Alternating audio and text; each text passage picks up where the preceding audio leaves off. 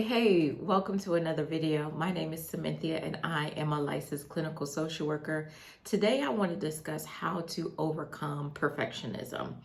I don't know about you, but this is something that I myself have had to kind of conquer, right? I've had to, even on my YouTube journey, I've had to talk to myself and say, girl, listen, it is what it is.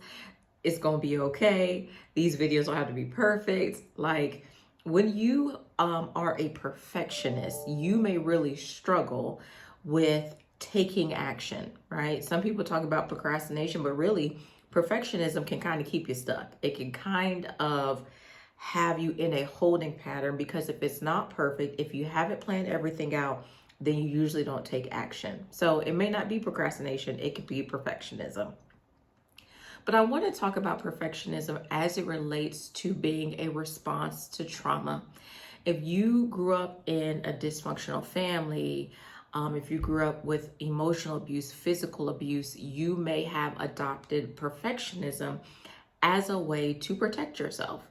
I know for me, I grew up in a home with dysfunction. I grew up in a home with emotional and verbal abuse. So perfectionism allowed me to kind of remain under the radar. If I did everything that I was supposed to do the right way the first time, then I was less likely of having a negative interaction or a painful interaction in my home, right? If I did well in school, did the things I was supposed to do at home, then I was able to get out of there. And so for me, I adopted perfectionism as a protective behavior or a safety behavior. And that may be the same for you. You adopted perfectionism as a way to cope with the environment that you were living in. You adopted perfectionism because you saw that there were so many things that were going on in your home in a negative way, and perfectionism allowed you to feel safe and it also gave you a sense of control. So I want to talk about in the next couple of minutes a few things that you can do in order to overcome the need to be perfect.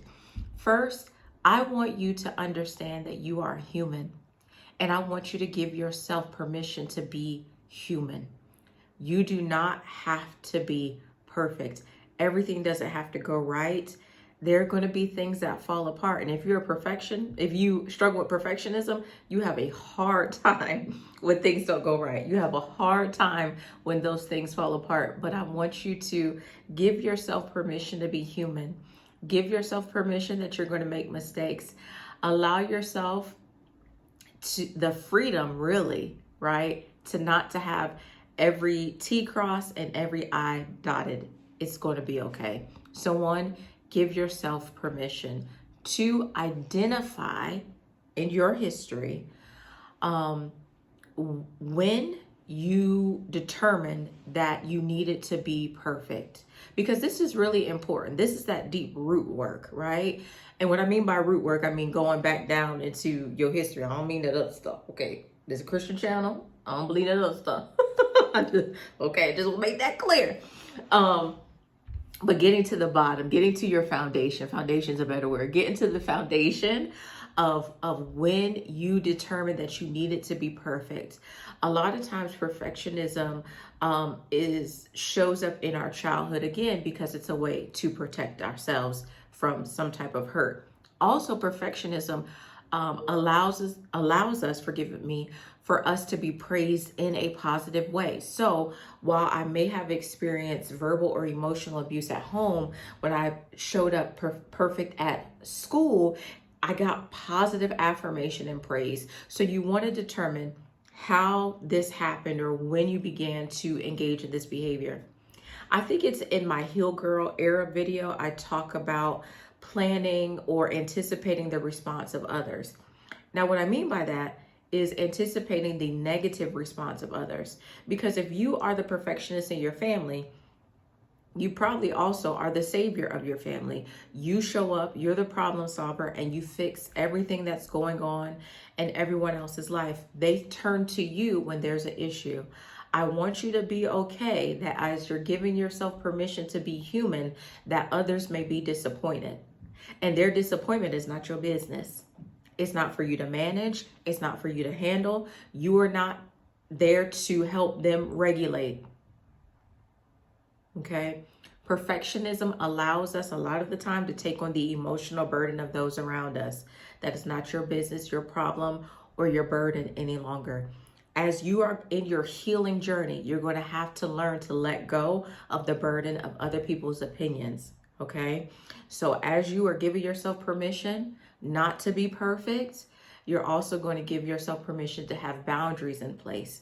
So that when people begin to look at you and say, oh, you've changed, or you would usually do this, or if I called you, you would usually do this, and you wouldn't let the ball drop, guess what? You aren't beating yourself up for not being there for them in the way that you used to. You are not their problem solver anymore. You don't have to show up a certain way in other people's lives. You can be and you are human. Okay? So we are really going to wrestle with that, because I had to wrestle with that, and the women that I work with wrestle with that, and I know for sure is what I'm saying, that you will wrestle with it as well. The people in your life may not appreciate you showing up differently, and that's okay. You give yourself permission to show up differently. You don't wait for others to grant you permission to show up differently. You're going to begin to take up space differently as you let the need to be perfect go and you show up in your authenticity. You're going to take up space differently. And I'm happy for you. I'm excited about what that's going to look like for you. So just a quick recap. 1, give yourself permission to be human. 2, identify when this behavior began, and also what are the benefits of this behavior, right? When you show up as Miss Perfect, what benefit do you get from that? Often we get validation and affirmation, and that fills a space in us that wasn't filled in our home or wherever we got this behavior. And finally, be okay that there may be some that are upset with you because you've made the decision not to be perfect anymore, and they can't benefit from that. Okay? So again, my name is Cynthia. I want to say thank you for spending this time with me, and I'll see you next week. Bye-bye.